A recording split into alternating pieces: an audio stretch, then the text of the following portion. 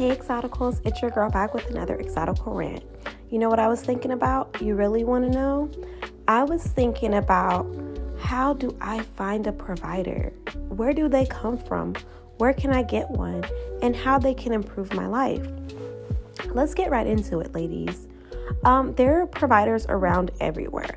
Until I found my permanent provider, I had every man in my life be a provider toward me. If they encountered me, if they wanted to be in my presence or get my attention, they had to be a provider. I had even guys at my job buying my groceries, bringing me Starbucks when I was at work, just making sure I was good in totality. I had sugar daddies that were giving me an allowance and taking me shopping or doing whatever I needed when I needed it. And I did that by, number one, feminine voice control. I did that by always staying in my feminine. I also did that by not paying attention to guys that were not going to provide and celebrate me. How do you find these guys? Any guy can be a provider toward you. A lot of guys that were provider toward me had girlfriends. I did not care. I was not involved with them intimately, but they were providing for me and looking out for me, helping me move and do other things that I needed. And some of them had girlfriends, some of them didn't. Some of them were trying to talk to me. It did not matter, but to get my attention, they had to provide for me. They had to take care of me in some type of way and show care toward me. I definitely think 50-50 is a scam. Usually women that do 50-50, you end up in the end paying for everything. And it just doesn't make sense, okay? Especially if you're an exotical, you're beautiful. Men want you just because you are an exotical, you're a mixed race woman, you're biracial. Men naturally of especially white men, black men, and Hispanic, Latino, Hispanic men in the Western world, they naturally want you regardless. They naturally put you on a pedestal. So why not take full advantage of that pedestal? They naturally want to be with you. They naturally want to have kids by you. They naturally want to just be seen in public with you. So why not take advantage of that? And that's exactly what I did, ladies. I took advantage of my privilege. I took advantage of that, and I don't feel bad about it. I didn't let other women make me feel bad about my privilege, because if they are privileged in other ways, they're not going to let you make them feel bad about it. You know what I'm saying? So if they come from a rich family, they're not going to make you feel bad about that. You know, if they are, their daddy always helps them out, they're not going to feel bad about that privilege. Or they have privilege because their mom works at a really good job and their mom put them on. They're not going to feel bad about the privilege that they have. So don't let non-exoticals make you feel bad about the privilege you have. Does that make sense? Because they will do that. And I never let other women know what I was receiving. I didn't brag about it because I knew bragging would get me nowhere. But me staying in my feminine, being around men that were providers would always elevate me, and it did. I went from working literally a job I hated to being a housewife, to getting privileges, to actually starting my own business because I had a provider husband that provided investments into me. So does that make sense? A lot of women think oh, that's a gold digger mindset. Well, this basically is not the channel for you. I definitely don't give gold digger vibes off. I never have.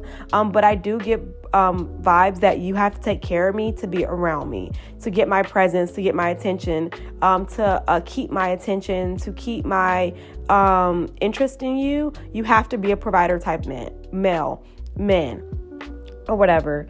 And like, I think a lot of girls get a lot of slack for that. I know, like, in particularly when I think about like women that have found really good providers and like that stand with them, and like literally you want to find a provider that not only is providing for you but is loyal to you and definitely won't embarrass you. And I think Tamar Mor has done a good job of that. She's been married for a while now. She has 2 kids by this guy. But like, she found somebody that's really down for her. He's a provider, number one. She doesn't have to work if she wants to. She works when she wants to. And like, she knows that. And he comes for money. So he's not looking at her bag because he already had a bag. He got another bag and she has her own. Like, and then he was willing to sign a prenuptial agreement. Unlike Rachel Lindsay's guy, or the guy that's getting alimony from her now. That's what I'm talking about, ladies. A guy that really cares about you and that's a provider is not only going to protect himself, but he's also going to want to protect you and your assets of things that you have gotten before you met him. He's not going to want to take those things away from you. He's not going to want to like get alimony if you guys break up. He's not going to want to take anything from you because he's there to add to you. Does that make sense? Like, so a lot of times when women are looking for providers, or they're saying, I can't find any providers, it's because you're not in your feminine, and men think they can get away with like taking you on coffee dates, or let's just meet up for coffee. Why would you want to meet up for coffee? When a guy would suggest things like that, I would literally laugh and ignore them because I knew I did not want to meet up for coffee. Does that make sense? I would just be like, I don't really drink coffee, and that around that time I'll be eating lunch. But thanks again for that. Like, you can bring me some coffee like when I'm out and about, like, you know, if I'm like working my part-time job or something, or at work or something, you can bring me some Starbucks, but I don't want to sit and talk to you at Starbucks. Does that make sense? If I go to Starbucks, I can get my own coffee. I can sit there. I want to sit there. I might be actually trying to meet other guys. So I wouldn't want you to come try to talk, like bring me to Starbucks. Like, I'm good. I can buy my own coffee at Starbucks. So again, if I'm in a coffee shop by myself, I'm trying to meet other men, especially if I'm in the business district. So why would I bring sand to the beach? Get it, girls? I would not do that. So that's a way they can get a cheap date, cheap attention. And so a lot of women fall for it because, again, they don't want to be considered gold diggers. I never cared about being considered a gold digger.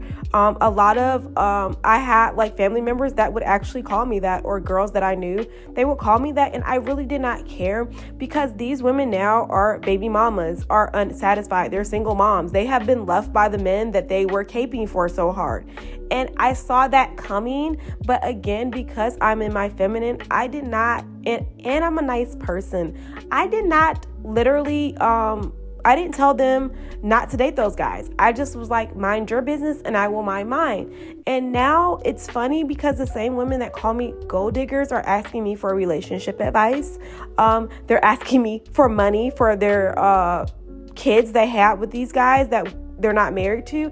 And I find that so funny because just like a couple years ago, you were calling me a gold digger because I did not want to date broke men. And like literally, when I would meet guys, like even I had one particular associate, like she would always try to introduce me to guys, and then she would get mad when I stopped talking to them, and she was like, why did you stop talking to them? And I said, honestly, they did not have enough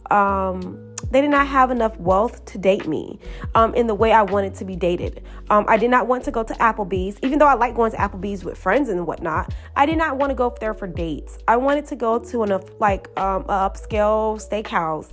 I really liked steak. And I like upscale steakhouses because they had like a lot of the side dishes I really enjoyed eating. So even if I was like doing vegan or doing just vegetables, I could still get really good sides that I would like to enjoy and have good conversation, and it would not be packed full of people.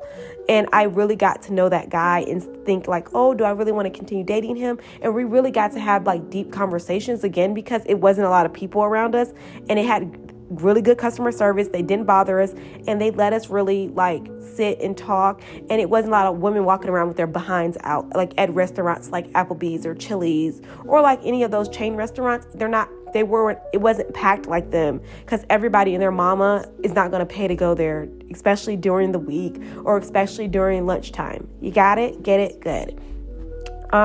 Ladies, finding a provider is one of the best things you can do for your life. I'm gonna be honest with you. When you get to a certain stage in life, you're not gonna want to work, you're gonna want to work when you want to work for your benefit. You're not gonna want a man that has his hand out towards you and then still wants, sex. It's gonna be like a very bad turnoff. Like, anytime a guy literally asks me for like help, like, I literally got turned off by him. Like, I literally wanted to puke. Because I realized, like, okay, this is going to be an ongoing trend. Like, I'm not his girlfriend, I'm not his wife, but I'm more so his mother now. He's asking me to do things for him that he would ask his mother to do. This is like sick. And I don't want to be anybody's mother if I did not birth them. Ladies, getting a provider, again, is the single most important thing you can do. I've seen women like go from insecure, or go from like low, like they go from like really bad beginnings to very, very elevated beginnings by just choosing a good provider. Tamar Mor is again a great example of that. Even though she already had the bag, but she when she got with her current husband Adam, she went from like having like she had self-esteem, but her self-esteem was boosted once she got married and validated by a good provider, and literally told, like, you don't have to work if you don't want to. Her vibe changed. She was no longer like in that rat race. And a lot of women are in that rat race. They're trying to do a lot of things to get money. They're stressed out. They're like, oh, I'm doing this, I'm doing that. They're breaking out. Their face is breaking out. Their hair is like thinning or falling out because they're so stressed out. Ladies, when you get a good provider, that gives you options. Literally, it gives you options.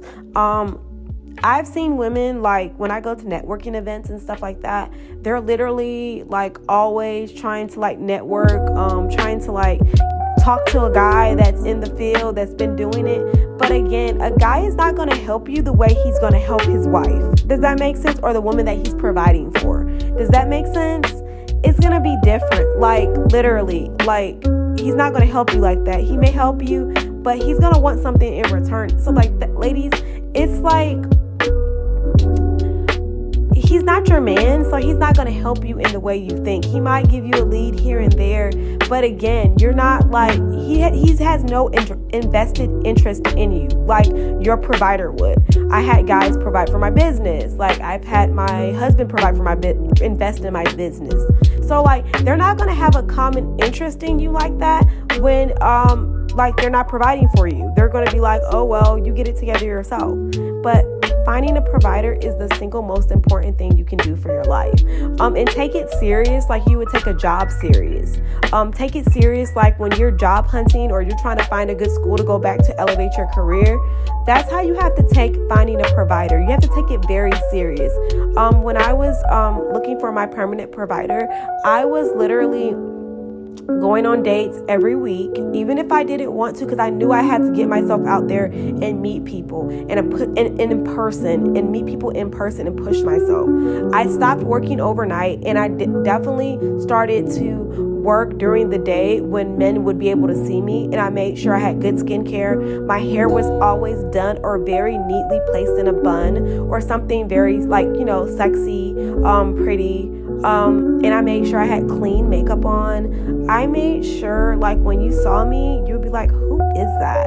Like, I made sure I had my nails done neatly. I did not have those Cardi B nails on, those ghetto girl nails on. I'm sorry, that's what I call them. But I did not have those on. I did have nails on, but they were like a professional, cutesy length. Not like those long nails that look like you might have, like, residue from the bathroom in your nails. I did not have those nails on. I did like natural colors or like just like very feminine colors, no wild nail art. I did like pretty reds, pinks, of course. I did nudes, tans, stuff like that, like very soft colors. So when a guy saw me, he immediately thought about femininity, softness. What can I do for you? I've even had guys at the store get my cart for me. Like I go up there, I walk in, try to get my cart. They already have pulled one out for me and be like, here you go. And I'm like, thank you.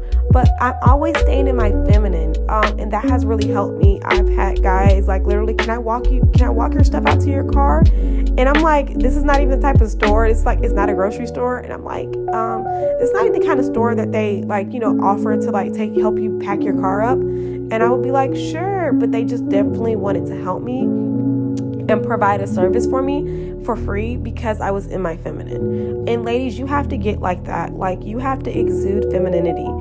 To really find a masculine provider, you have to exude femininity at all times. Even when you're having an off day. When I'm having an off day, I still do my makeup. I still even if I'm having an off day, I still try to look the best I can, even if I'm feeling sick or whatnot. Especially if I have to go out in public, I still look the best I can. Literally. So, ladies, this is just, providers are everywhere and nowhere at the same time, if that makes sense. Any man can be a provider to you if you require it. It's about requiring it, having standards, and not being afraid to ask for what you really want. If you feel uncomfortable asking a man for what you really want, that's probably not the man for you. If he's making you feel bad for asking for things that you want or need, he's not the man for you. And as a young woman, I figured that out at like 18. If I felt uncomfortable asking a man for money, for anything I needed, to do me favors, that wasn't really the man I really wanted to be with. The man I wanted to be with wouldn't make me feel ashamed or bad or like bash me for asking for things I needed or wanted. He would want to do nice things for me. Like, I even had one guy tell me, it's Exotical Rants Day. And he was like, you can get whatever you want. It's Exotical Rants Day. I was like so excited. I went to the mall and got whatever I wanted. But ladies, you want men to suggest those things to you like that. Suggest making a day about you because he knows that's what's going to make you happy. And he knows he wants to provide for you in that way where you don't have to ask another man for anything. Does that make sense? So stop thinking that like you have to do something for a guy to get something. That's not how it goes. Men are natural providers. Women are natural receivers. That's kind of how we're built. Guys naturally give things to us. You know what I mean? They naturally give things to us. Physically, emotionally, financially. It's like, think about it. We're the receiver. So ladies, when you're thinking about where do I start to find providers, look around. Are you in a neighborhood that providers are in, or men are naturally providing for women in that community? If you're not, I would try to go to a community where a lot of guys are already there are providers in those communities. They're raising their sons up to be providers, and you'll get that natural sense when a guy out of nowhere wants to help you. I literally went on a first date with a guy. This was like years ago, but I went on a date with a guy and I was going through some stuff and I got emotional after the date. Girls, he literally was like, can I just take you home to hold you? I just want to make sure you're okay. He paid for the whole date, of course. But I didn't even know this guy. This was like our first date and I was just emotional about other things I had going on. So during the day, I literally got emotional and like, I kind of like cried a little bit. I kind of got emotional. He could tell I was getting emotional. He was like, what's wrong? Did I do something? I was like, no, I'm dealing with some stuff. So like, we went on a long walk and talked after our date. And then, he asked me to like, can he basically take me home with him and like just hold me? And he was like, I just want to make sure you're okay. But I did not know him then, but I did not go home with him. I let him take me home, and he was really caring toward me. Like, he texted me after and called me, and like after that day, he asked me to be his girlfriend. But like, literally, you have to get in the mode where any guy literally, like, naturally wants to do things for you, naturally wants to be there for you. And that's just a quick example of that, ladies. But finding a provider is the single most important thing you'll ever do in your life. especially if you're going to be dealing with men.